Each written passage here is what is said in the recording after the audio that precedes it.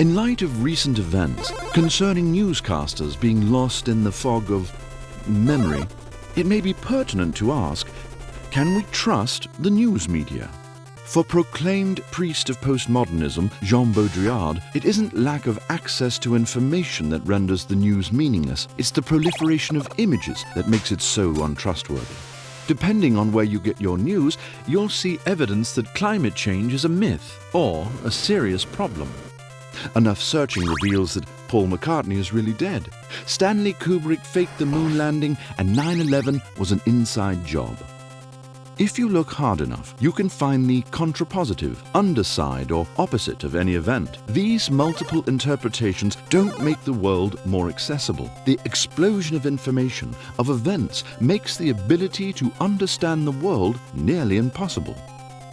The camera lens makes every image suspect. War is reduced to theatre, disease into telethon, hunger into magazine covers. It makes the most atrocious events questionable. Every image is possibly staged, recreated, simulated for a political end or to push a product. There are hundreds of news channels, all competing for viewers, followers, and hashtaggers. Media and advertising operate on the same wavelength, and as a result, the line between reality, marketing, and news is nearly impossible to discern. Media outlets and advertisers compete to keep people glued to their couches, perpetually titillated by the explosion of content on the screen. It's the selling of a lifestyle, a promise of access to the truth as something to produce meaning. It's why reporters appear at the scene of crimes, embed themselves with military units during war, and stand on the banks of oceans during hurricanes. The signs of disasters are images to be consumed.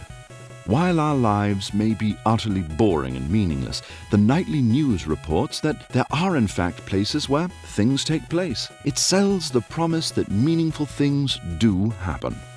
They broadcast stories of actual events, but far from giving viewers access to the world, the media creates a copy of an event. They create non-events, Xerox copies of reality that are easily ingested by a society that has been trained to accept advertising, suggestion, and disinformation.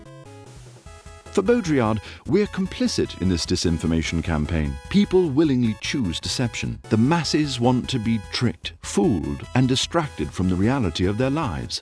Simply put, we prefer the copy of reality.